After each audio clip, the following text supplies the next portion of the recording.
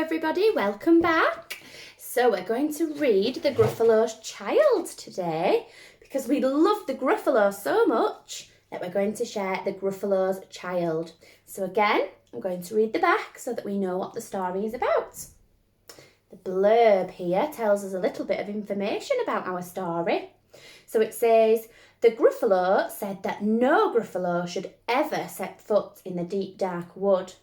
But one wild and windy night, the Gruffalo's child ignores her father's warning and tiptoes out into the snow. After all, the big bad mouse doesn't really exist, does he? Let's find out.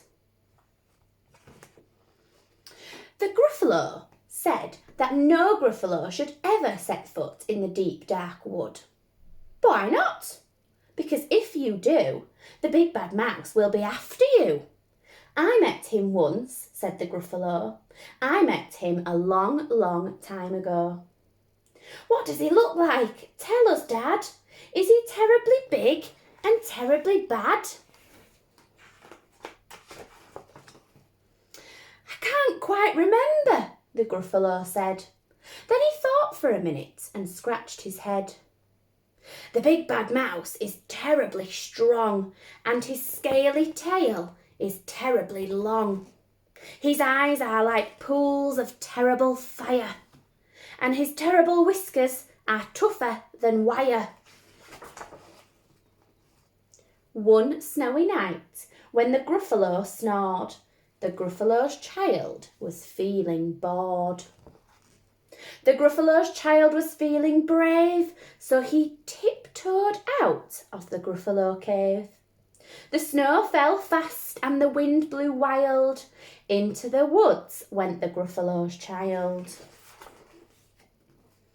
Aha! Oh, a trail in the snow. Whose is this trail and where does it go? A tail poked out of the log pile house. Could this be the tail of the big bad mouse?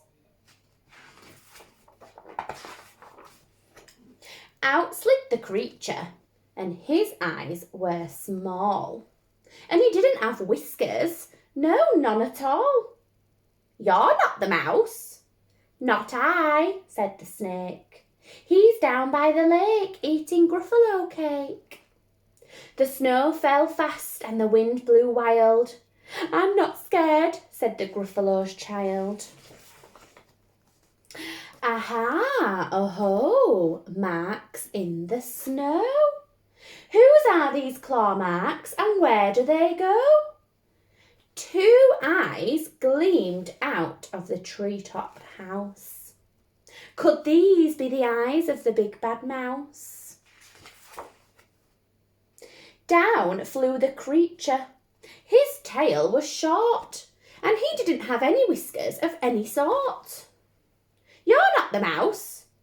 Tweet twoo, not I, but he's somewhere nearby eating Gruffalo pie. The snow fell fast and the wind blew wild. I'm not scared, said the Gruffalo's child. Aha, oh, footprints in the snow. Whose are these footprints and where do they go? Whiskers at last in an underground house. Could these be the whiskers of the big bad mouse? Out slunk the creature. His eyes weren't fiery, his tail wasn't scaly, and his whiskers weren't wiry. You're not the mouse. Oh no, not me. He's under a tree drinking Gruffalo tea. It's all a trick, said the Gruffalo's child, as she sat on a stump where the snow lay piled. I don't believe in the big bad mouse. But here comes a little one out of his house. Not big, not bad, but a mouse at least. You'll taste good as a midnight feast. Wait, said the mouse. Before you eat, there's a friend of mine that you ought to meet. If you let me hop onto a hazel twig, I'll beckon my friend so bad and so big. The Gruffalo's child unclenched her fist. The big bad mouse, so she does exist. The mouse hopped into the hazel tree.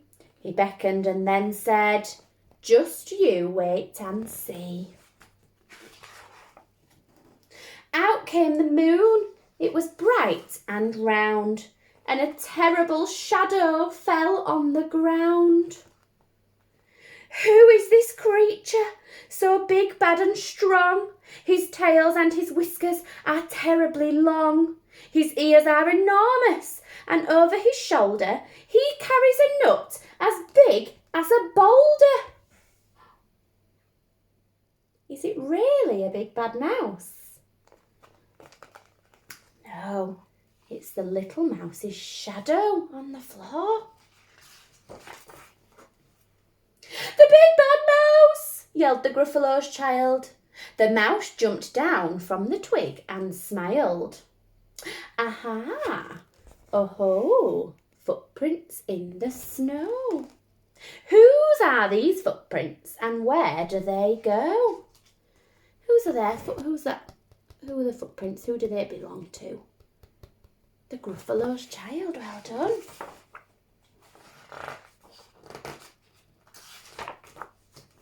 The footprints led to the Gruffalo cave, where the Gruffalo's child was a bit less brave. The Gruffalo's child was a bit less bored. And the Gruffalo snored and snored and snored.